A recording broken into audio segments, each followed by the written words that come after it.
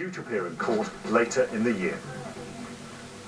This is Special Constable Nisha Patel. She was murdered on the doorstep of her London home back in May of 2006. Well, just 9 days after the murder, her husband, Fadi, took part in an emotional interview with Crimewatch in the hope that an appeal on the programme would help solve the case. But not everything was as it seemed. You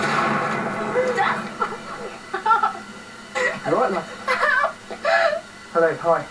We need an ambulance, please, urgently. Oh my God! Please, come quick. She was always helpful towards people. She always liked to try to, be there for everyone. Nisha had been stabbed in the groin and had bled to death. She was just 29 years old. Nisha worked as a hairstylist, but in her spare time volunteered as a special constable. Her former colleagues, now investigating her murder, were baffled. Why would anyone want her dead? Her husband, Fadi, made an emotional appeal for information on Crimewatch. We're in shock at the moment. I think it's something. I was still waiting.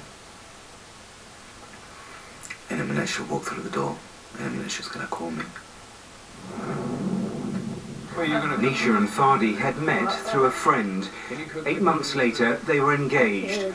To the outside world, they appeared a happy couple. The night before she was killed had been their 3rd anniversary.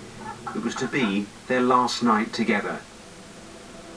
Confronted with the scene of her murder the following day, detectives were seemingly dealing with a random attack. It was clear there had been no forced entry. Fadi? So the initial thought was that Nisha had come out of the house and confronted someone and been stabbed. With no eyewitnesses and no forensics, priority number 1 was finding the murder weapon. A knife matching the fatal stab wound was missing from the kitchen. Had Nisha armed herself before going outside to investigate the disturbance? That knife became absolutely pivotal. At that stage, I believe that the offender may well have snatched it from Nisha.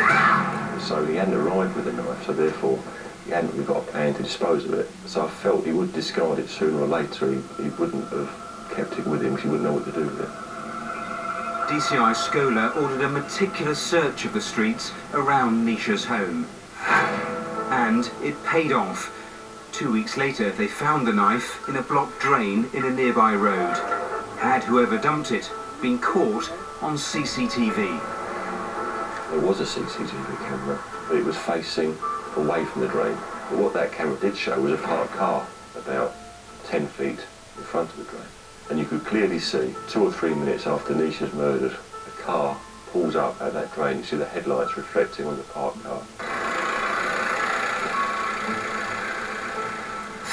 It stops there for approximately 7 seconds before moving off. I was very confident that that was the car that actually stopped to deposit the knife down the drain. Vehicle experts worked out that it was a silver Audi.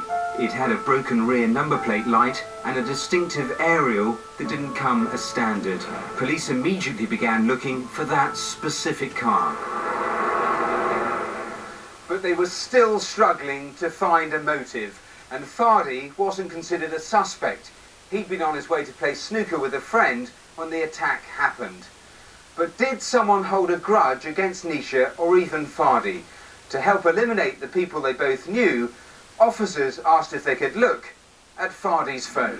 I'd like to take away your mobile phone if that's possible, just to check out, all my mobile phone.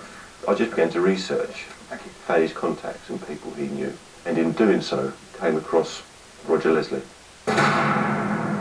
Leslie was a known criminal with a string of convictions for violent offences.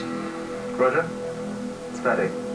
So why was Fadi Nasri associating with a man like him? Roger Leslie had been in telephone contact with Nasri an awful lot in the days and weeks running up to this incident, and in particular on the day of the incident itself. But on the day in question, Leslie was nowhere near the crime scene and so couldn't have carried out Nisha's murder. but phone records revealed a pattern pointing towards someone who might have been responsible. Every time Leslie was in contact with Nasri, shortly before or shortly afterwards, he was in contact with another phone that was owned by Tony Emanuel. Tony Emanuel was a nightclub promoter. Intriguingly, records for the night placed him near the murder scene. What's more, police discovered that he drove a silver Audi, complete with defective rear number plate light and a distinctive roof-mounted aerial. Emanuel would later admit that he'd been hired by a man called Jason Jones to drive to Nisha's house. Jones was a nightclub bouncer with 76 previous convictions. Emanuel maintained throughout that he had no idea that Jones was going to attack Nisha. Just you wait here, yeah? Thinking instead that he was driving to a drug deal. It was now time to confront Fadi Nasri. We have arrested 3 men for the murder of Nisha. I've never seen anything like it before. He burst into tears and broke down. Police decided to take a closer look into his background. Fadi claimed to be earning £150,000 a year from his limousine company. But in reality, his business was in trouble and he'd run up 6-figure debts. It's nice to see you again. Nisha was working 7 days a week to keep the company from going under. I've been waiting for 7 hours for you. Why don't you sit down and talk? Fadi knew that a divorce would have meant ruin for him. Without Nisha's money, he'd never be able to maintain the lavish lifestyle he'd grown accustomed to. Nisha and Fadi Nasri had taken out life policies on each other. With Nisha's death, clearly he stood to benefit. Setting up home with his mistress, Fadi began planning how to spend the insurance payout. But he wasn't finished there. Nisha was entitled to half the value of her late parents' home. Just 5 months after her death, Fadi instructed lawyers to try to extract this money from Nisha's brother, Caton. For somebody to come and demand money shows that his whole motive was to do with finances. It was clear that he would benefit in the region of at least £500,000 through Nisha's death. At last, police had what looked like a motive.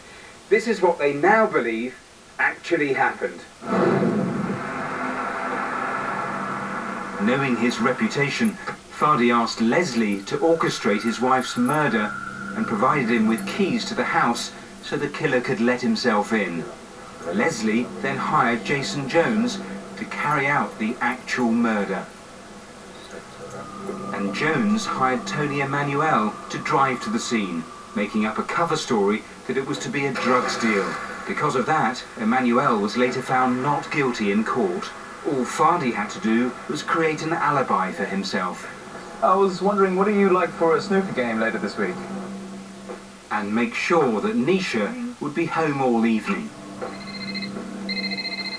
Phone calls fly back and forth between Fadi and Leslie and Jones throughout the day, possibly checking all the last-minute details. At around 10:30, Emanuel's silver Audi travels down the North Circular Road in London and stops around 3 miles from Nisha's home, presumably waiting for instructions to move in.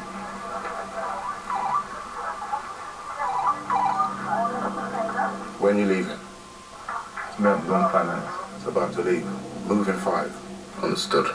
Sorry, darling, something has once come up. Where are you going? I'll be back in just 20 minutes, okay? Fadi? I'll be back shortly. Let's go.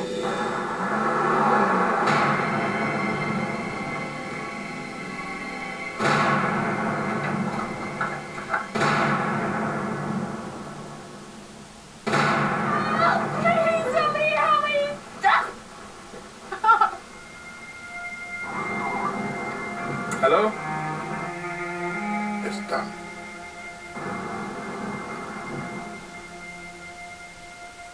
Nasri's lies had been exposed.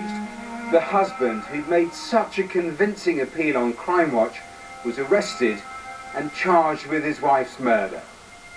I feel so disappointed in myself that I didn't see through him when all along he's actually killed my sister. He's just a malicious man who was able to fool everyone. Able to fool everyone, almost. Yes, this was the ultimate betrayal, chillingly planned. He hired a hitman, took out life insurance, planned an alibi, and played the grieving widower, and almost got away with it. It's worth seeing a little more of that original Crimewatch appeal, because now we know what he did, you can see just how cunning he was. They must be very guilty, and through the guilt, it could have been an accident. You know, I mean, it could have been self-defense, it could have been anything. You know, I'm hoping it will come forward.